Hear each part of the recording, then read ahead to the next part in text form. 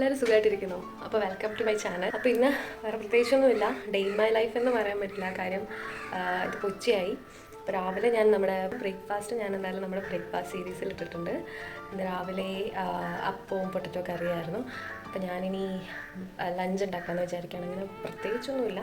അപ്പോൾ നമുക്ക് ലഞ്ച് ഉണ്ടാക്കാം. ഇന്ന് കാര്യമായിട്ട് നോൺ വെജ് ഒന്നുമില്ല, കംപ്ലീറ്റ് വെജ് തന്നെയാണ്. അപ്പോൾ അതിലെ അരി കഴുകുന്നതാണ്. ഇന്ന് ഞാൻ ഈ ഒരു റൈസ് വയ്ക്കാമെന്ന് വിചാരിച്ചു. ഇവിടെ ചമ്പാവരി എന്നാണ് പറയുന്നത്.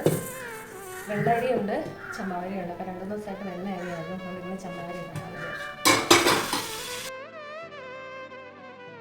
ഞാൻ ആക്ച്വലി അരി എടുക്കാൻ അളവെടുക്കുന്നത് എൻ്റെ ഒരു ഗ്ലാസ്സിലായിരുന്നു.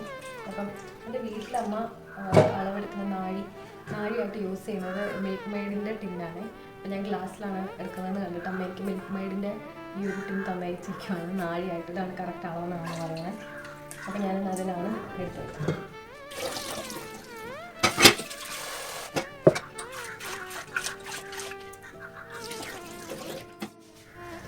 അപ്പോൾ അരി വെച്ചു. ഓരോ റൈസും ഓരോരോ വേവാണ്, അല്ല ഓരോ കുക്കറിൻ്റെയും ഡിഫറൻസ് ഉണ്ടാവും. അപ്പോൾ ഇതിൽ ഞാനിപ്പോൾ ഒരു 4 വിസിൽ ആകുമ്പോഴാണ് കറക്റ്റ് ആവുന്നത്. അപ്പോൾ അതവിടെ നിന്ന് റെഡി ആകട്ടെ. നമുക്ക് കറി ഞാൻ ഓൾറെഡി കുറച്ച് വൻപയർ എടുത്ത് കുതിർത്ത് വെച്ചിട്ടുണ്ടായിരുന്നു. ഇന്ന് വൻപയർ വെച്ച് തോരൻ ഉണ്ടാക്കാമെന്ന് വിചാരിക്കുകയാണ്. അപ്പോൾ ഈ പയർ നമുക്ക് ആദ്യം ഒന്ന് വേവിക്കാൻ വയ്ക്കാം. കുക്കറിലേക്ക് ഇടുവാണ്. ഓൾറെഡി കഴുകിയിട്ടാണ് ഞാൻ കുതിർക്കാൻ വെച്ചത്.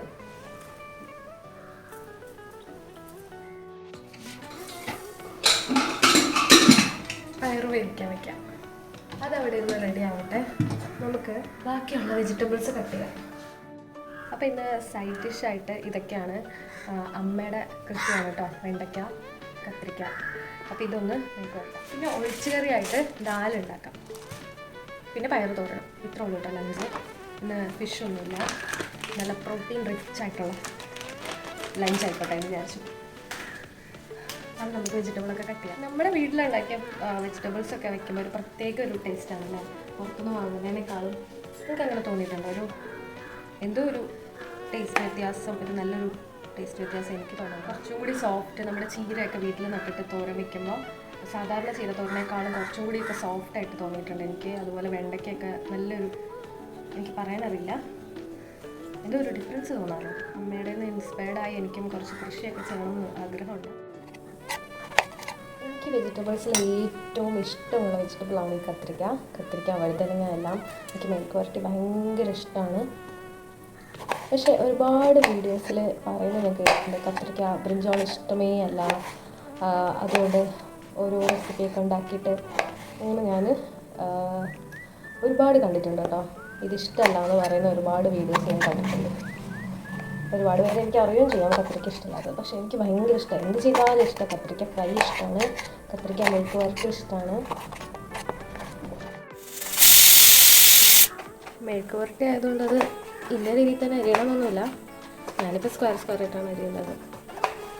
എന്തായാലും ഇത് നന്നായിട്ടൊന്ന് വെന്ത് വരുമ്പോഴേക്കും നല്ല കുഴഞ്ഞ് വരും.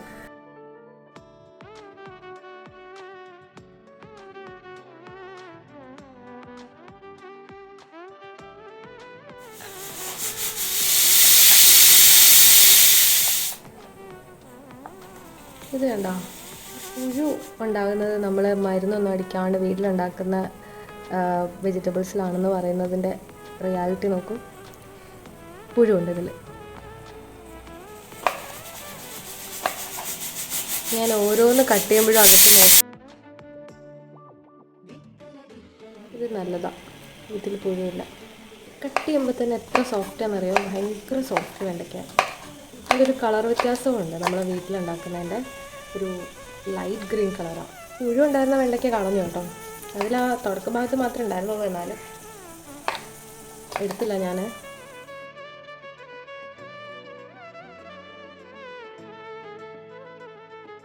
മെഴുക്ക് വരട്ടിക്കായതുകൊണ്ട് അങ്ങനെ ഭയങ്കര നൈസായിട്ടൊന്നും അരിയണ്ടല്ലോ. കുറച്ച് വീതിക്കാണ് ഞാൻ സവാള അരിയുന്നത്. നമുക്ക് കടിക്കാൻ കിട്ടണമല്ലോ. പച്ചമുളകിന് പകരം ഞാൻ കുറച്ച് കാന്താരി മുളക് ഇടുന്നത്. വെജിറ്റബിളൊക്കെ കട്ട് ചെയ്യുന്ന സമയത്ത് നമ്മുടെ റൈസിനുള്ള വിസിലും കംപ്ലീറ്റായി, പയറും എല്ലാം കംപ്ലീറ്റായി മാറ്റി വെച്ചേക്കാണ്. ഇനി നമുക്ക് മെഴുക്ക് വരട്ടി, ദാല്, പയർ തോരൻ.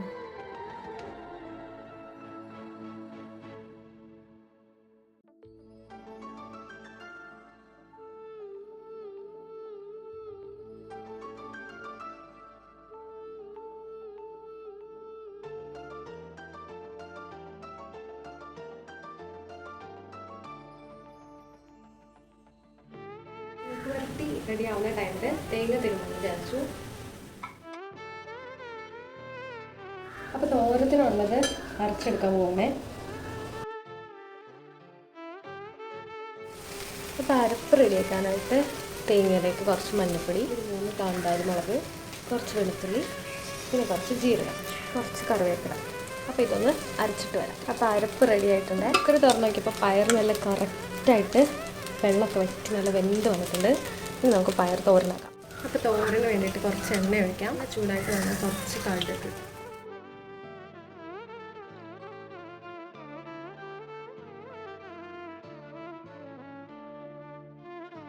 ഇച്ചിരി മോയ്സ്ചറായിട്ട് ഇരുന്നോട്ടെ എന്ന് വിചാരിച്ചിട്ടാണ് ഞാൻ ഈ ഒരു വെള്ളം കളയാത്തത്. എന്തൊക്കെ പറഞ്ഞാലും നല്ല പ്രോട്ടീനല്ലേ. പിന്നെ എനിക്ക് ഭയങ്കര ഡ്രൈ ആയിട്ടിരിക്കുന്ന ഇഷ്ടമല്ല. അതുകൊണ്ടാണ് ഞാൻ ഇച്ചിരി ഒരു വെള്ളം ബാക്കി വെച്ചത്. ഇതിലേക്ക് നമ്മുടെ അരപ്പിട്ട് കൊടുക്കാം.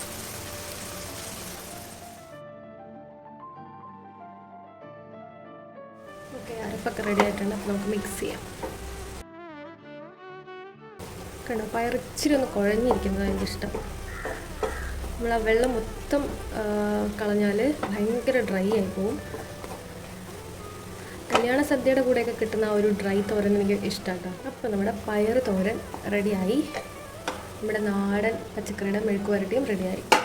ലഞ്ചിന് റൈസ് റെഡി ആയിട്ടുണ്ട്, ചോറ് റെഡിയായി, അതുപോലെ നമ്മുടെ മെഴുക്ക് വരട്ടി, നമ്മുടെ നാടൻ കത്തിരിക്കാൻ വെണ്ടയ്ക്കാൻ മെഴുക്ക് വരട്ടി റെഡിയായി, വൻപയർ തോരൻ ഉണ്ടാക്കി.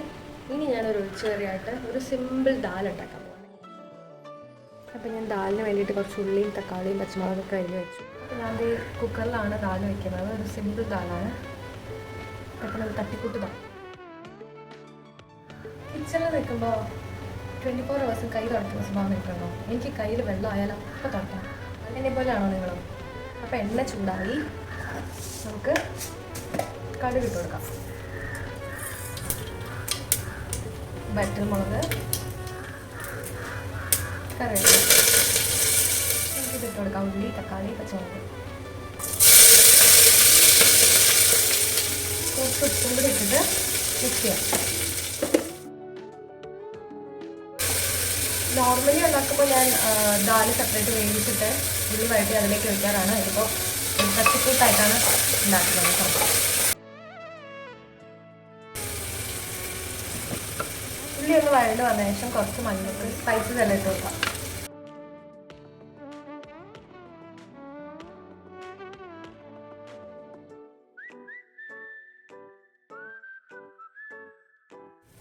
പൊടിയുടെ പച്ചമണമൊക്കെ മാറിയിട്ട് നമുക്ക് പരിപ്പിട്ട് കൊടുക്കണം. വെള്ളം ഒഴിച്ച് കൊടുക്കണം. ഉപ്പ്. അപ്പം ഇനി പരിപ്പൊന്ന് വേവട്ടെ. അപ്പോൾ ദാൽക്കറി റെഡി ആയിട്ടുണ്ട്. അപ്പോൾ ഇനി ഒരു അലങ്കാരത്തിന് ഒരു ഓംലെറ്റും കൂടെ ആയാലും. അപ്പോൾ നമുക്ക് ഓംലെറ്റും കൂടെ ഉണ്ടാക്കാം.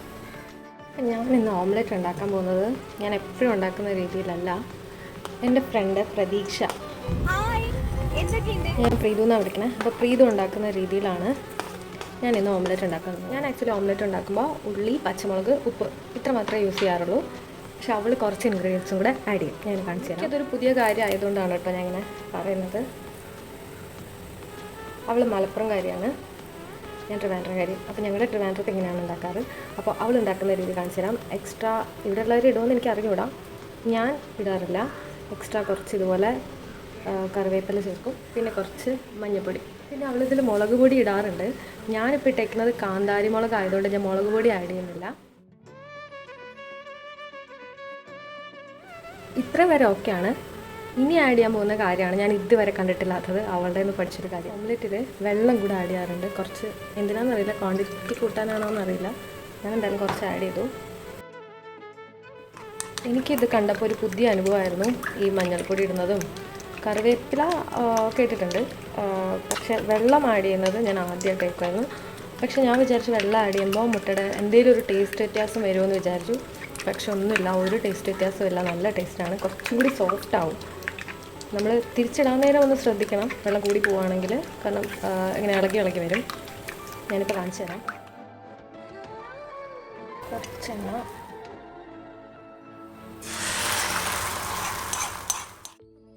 കുറച്ച് കുരുമുളക് പൊടിയും കൂടെ ഉണ്ട്. ഓക്കെ, നമുക്ക് മറിച്ചിടാം. അല്ല, ഒരു പ്രശ്നമില്ല, നല്ല സൂപ്പർ ഓംലെറ്റാണ്, നല്ല ടേസ്റ്റാണ് കേട്ടോ. എല്ലാവരും നമ്മുടെ പ്രീതു സ്പെഷ്യൽ ഓംലെറ്റ് ഒന്ന് ഉണ്ടാക്കി നോക്കണേ. അപ്പോൾ ലഞ്ചിനുള്ള എല്ലാം റെഡി ആയിട്ടുണ്ട്. ചോറ്, ദാല്, പയറ്, മെഴുക്കുവരട്ടി, മുട്ട. അപ്പോൾ നമ്മളിത് കഴിക്കാൻ പോവാണ്. അപ്പോൾ ഇത്രയേ ഉള്ളൂ ഇന്നത്തെ വീഡിയോ. അപ്പോൾ ഇന്നത്തെ വീഡിയോ ഇഷ്ടപ്പെട്ടിട്ടുണ്ടെങ്കിൽ എല്ലാവരും ലൈക്കും കമൻറ്റ് ചെയ്യണേ. പിന്നെ സബ്സ്ക്രൈബ് ചെയ്യാത്തവരാണെങ്കിൽ ഒന്ന് സബ്സ്ക്രൈബ് ചെയ്ത് സപ്പോർട്ട് ചെയ്യണം കേട്ടോ. Okay, by.